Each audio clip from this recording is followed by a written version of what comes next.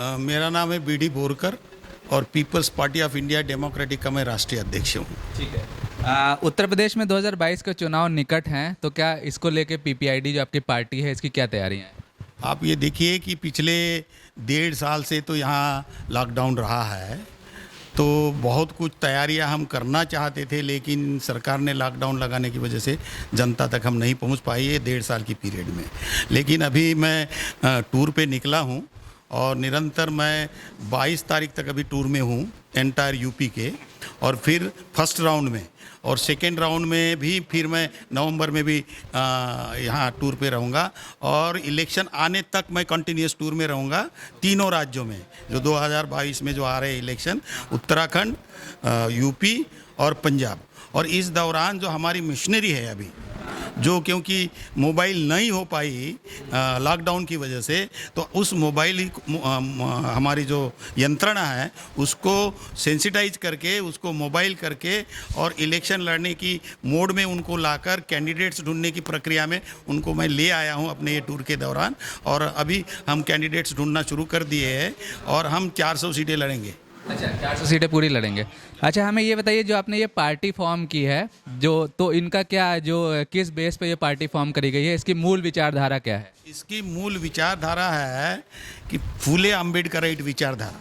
फूले अम्बेडकराइट विचारधारा का मतलब ये है कि ऐसी विचारधारा जो इस देश में समता, स्वातंत्र्यता, बंधुता और न्याय निर्माण करना चाहती है। इसका मतलब ये है कि आज की तारीख में इस देश में समता, स्वातंत्र्यता, बंधुता, न्याय संविधान में होने के बावजूद भी ज़मीनी स्तर पर वो नहीं है। तो in the real sense of the term हम ज़मीनी स्तर पर समता, स्वतंत्रता, बंधुता और न्याय निर्माण करना चाहते हैं। सर, जो आपकी पार्टी है ये उसी जैसे मान के चलिए, जो आपने समता, बंधुता, न्याय की बात करी, तो ऐसी और भी यूपी में अन्य पार्टियां हैं जो ये कहती हैं, जो ये दावा करती है कि हम भी इन्हीं सब मुद्दों पे काम कर रहे हैं, तो उनसे आपकी पार्टी कैसे अलग है? नहीं, आप देखिए, जो पार्टियां आप अगर बोलेंगे कि कांग्रेस ये बोलती है, बीजेपी ये बोलती है, तो आपको ये समझना चाहिए कि उन्होंने अगर ये 70 साल के बाद भी यही बोल रहे वो, और 70 साल के पहले भी यही बोल रहे थे, तो आप मुझे ये बताइए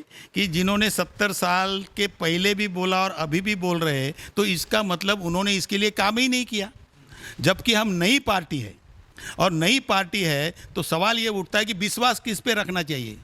जिन्होंने 70 साल से नहीं किया उसके ऊपर विश्वास करना चाहिए, या अभी जो समाज में उमंगे भर रहे और हम करेंगे करके उसके ऊपर विश्वास रखना। आपने बीजेपी, कांग्रेस की बात की, तो ये तो खैर राष्ट्रीय पार्टियां हैं। एक और, हालांकि वो भी राष्ट्रीय पार्टी अपने आप को कहते हैं, वो हैं अभी बहुजन समाज पार्टी, तो उनके बारे में आप क्या कहेंगे? ये जो बहुजन समाज पार्टी है, ये हम जो इस आंदोलन से निकली है पीपीआईडी, उसी आंदोलन से निकली हुई वो पार्टी है। लेकिन जो आंदोलन और जो ऑब्जेक्टिव जो डिसाइड किया गया था, वो ऑब्जेक्टिव के लिए काम करने के बजाय वो आज बहुजन की बात करने के बजाय सर्वजन की बात। कैसे कैसे? हाँ, वो आपका आरोप है कि वो लोग अपने ऑब्जेक्टिव से भटक गए हैं, कैसे? वो यही तो मैं बोल रहा हूँ कि बहुजन की बात जब शुरू हुई थी तो 1585 का नारा लगा, और 15 में कौन है ये भी बताया गया। उसमें ब्राह्मण, बनिया और ठाकुर लोग हैं 15 में, और बाकी हम सब शूद्र, अतिशूद्र और मूल निवासी बहुजन समाज के लोग हैं। लेकिन आज वो पार्टी ब्राह्मणों के सम्मेलन लगा रही है और उसने नारा दिया है, हाँ, बहुजन हिताय बहुजन सुखाय की बजाय उसने नारा ये दिया है सर्वजन हिताय और सर्वजन सुखाय। तो और क्या मैं बता सकता हूँ कि वो अपने अपने मुख्य मुद्दे से भटक गई, इसके लिए और कौन सा सबूत चाहिए? अच्छा, इलेक्शंस को लेकर अगर हम बात करें तो तमाम, जब चुनाव आते हैं तो तमाम पार्टी आपस में गठजोड़ करती हैं, एक दूसरे को समर्थन करती हैं, ऐसा कुछ आपका विचार?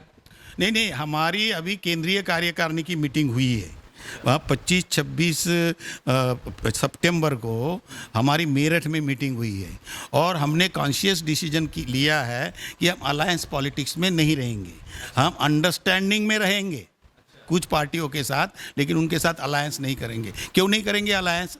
क्योंकि अलायंस में एक समस्या ये होती है कि उधर अगर कोई गंदगी लगी हुई है, कपड़े खराब हो गए तो हमको लग सकते हैं, तो हम नहीं चाहते कि वो गंदे कपड़े हमको लगे। हमें लगता है कि ये सचमुच ही अम्बेडकराइट पार्टी और कुछ कर रहे, उनके साथ हमारी अंडरस्टैंडिंग हो सकती है। अच्छा, तो ये जो 403 सीटें हैं, सारी सीटों पे आप उम्मीदवार उतारना चाह रहे हैं? हाँ बिल्कुल, 403 पे उम्मीदवार उतारेंगे। हाँ। ठीक है। अच्छा, एक आखिरी सवाल, मान लीजिए इस वीडियो को उत्तर प्रदेश की जनता देख रही होगी, तो उसको आप क्या कहेंगे, क्यों पीपीआईडी को वोट करे अन्य पार्टियों को छोड़ के? मैं उनको इतना ही बताना चाहता हूँ कि जो पार्टियाँ नेशनल पार्टियाँ हो और या राज्य स्तरीय जो पार्टियाँ रही है, उन पार्टियों ने 70 साल से आपके जो कॉन्स्टिट्यूशनल राइट्स आपको जो मिलने चाहिए थे वो दिलाने में वो फेल हो गई है। और अगर 71-72वें साल में भी अगर आप उनसे ये अपेक्षा करते हो तो आपकी अपेक्षा फुलफिल नहीं होने वाली। इसलिए जो नई पार्टी नई उमंगों के साथ और फुले साहब के और बाबा साहब के विचारों के माध्यम से पार्टी आई है, क्योंकि दूसरी पार्टियां इस विचार की नहीं है। जहां तक बहुजन समाज पार्टी की जब बात ये मैंने वो बता दिया कि वो फिसल गई है, और जो दूसरी पार्टियां जो है वो बाबा साहब के और फुले साहब के विचारधारा के अंतर्गत चलने वाली नई पार्टियां हैं। और ये जो समाज है 90% समाज, ये आज बाबा साहब की तरफ अपना रहनुमा करके देख रहे। कल तक शेड्यूल कास्ट के लोग देख रहे थे, आज schedule caste, schedule tribe, other backward classes और इनसे जो भिन्न भिन्न धर्मों में हमारे लोग गए, ब्राह्मणों की बदमाशी की वजह से गए, तो वो है आज बाबा साहब की तरफ और उनके माध्यम से जो कॉन्स्टिट्यूशन में जो उनको बुनियादी अधिकार दिए उसके तरफ बाबा साहब को अपने रहनुमा की तरह देख रहे हैं। और ये पार्टी बाबा साहब के विचारों से चल रही है। इसलिए मेरी उन सभी भाइयों से, बहनों से, बुजुर्गों से, युवकों से अपील है कि उन्होंने इस पार्टी को ज़्यादा से ज़्यादा वोट दिलाकर असेंबली में चुन के लाए। बाबा साहब की आपने बात करी, बाबा साहब का बैनर पोस्टर तो सारी पार्टियां इस्तेमाल कर रही हैं, अब बीजेपी से लेकर सारी पार्टियां इस्तेमाल कर रही हैं, तो आप ये कैसे कह सकते हैं कि वो लोग बाबा साहब के लिए काम नहीं कर रहे? नहीं, वो देखिए, बाबा साहब ने एक जगह लिखा है, आदमी को अपने शर्ट से अपने चमड़ी ज़्यादा प्यारी है। तो इसका मतलब बीजेपी, कांग्रेस हमारी चमड़ी नहीं हो सकती।